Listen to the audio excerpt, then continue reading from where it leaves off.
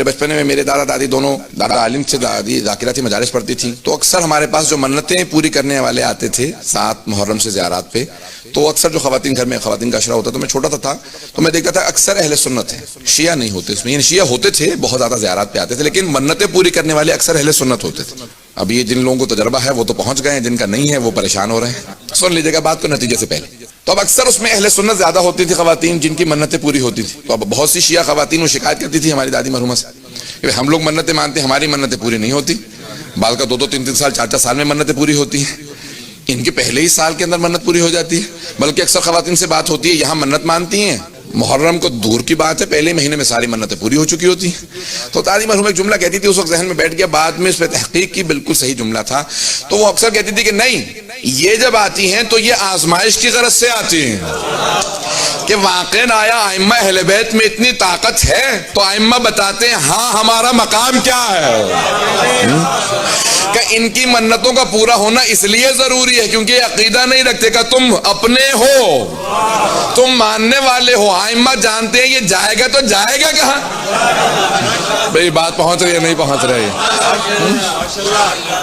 یہی مرحوم علامہ امینی نے اپنی کتاب میں لکھا، مرحوم علامہ امینی صاحب الغدیر، جن کی 20 جلدوں پہ الغدیر 11 جلدیں چھپی، ان کا پاؤں خراب تھا، 35 سال سے الغدیر لکھ رہے تھے، میں نے واقعہ سنا رکھا تھا، اشارہ کر کے آگے بڑھوں گا، 35 سال سے الغدیر لکھ رہے تھے، مجتہد بن چکے تھے، نجف کے اندر خدمت کرتے تھے، طلباء کو پڑھاتے تھے۔ ایک شب جمعہ امیر المومنین کے حرم میں گئے، زیارت پڑھی، اعمال کیے جو شب جمعہ کے اعمال مختصر، گھر جانے لگے تو دیکھا کہ ایک مومن آیا ہے یا جو بھی تھا، کوئی بیچارہ جس کا پاؤں خراب تھا،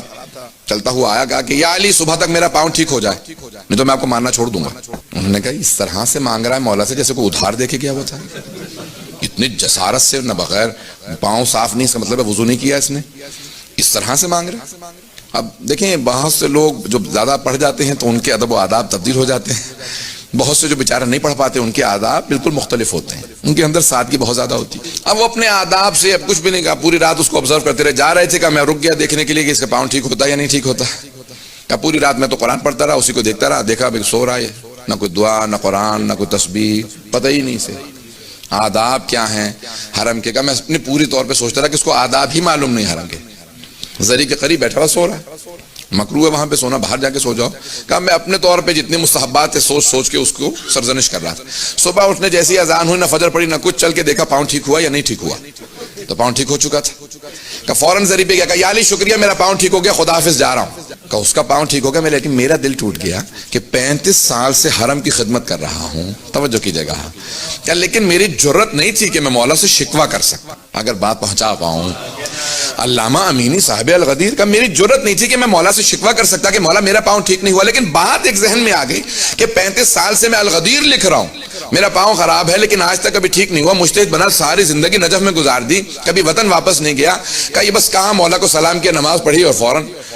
گھر چلا گیا، کہ جب ساری رات جاگتا رہا تو صبح کو تھوڑی دیر کے لیے سویا، فوراً جب میں سویا تو خواب میں امیر المومنین کی زیارت ہوئی، مولا تشریف لائے، کہا کہ جہاں تک الغدیر کا تعلق ہے تو میرا حق ہے کہ تو الغدیر لکھے،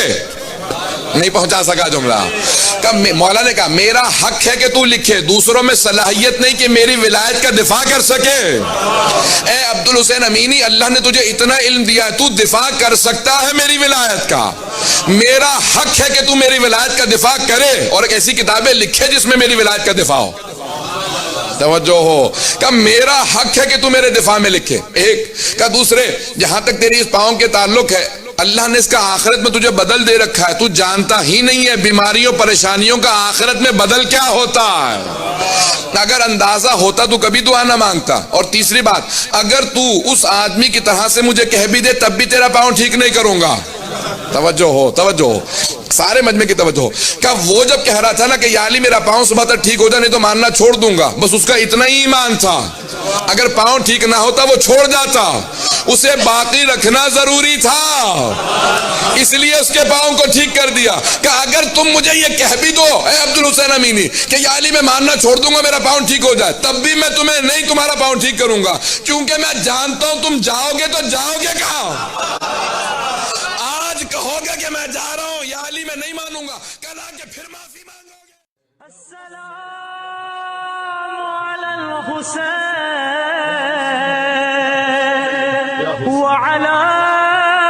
علی ابن الحسین حسين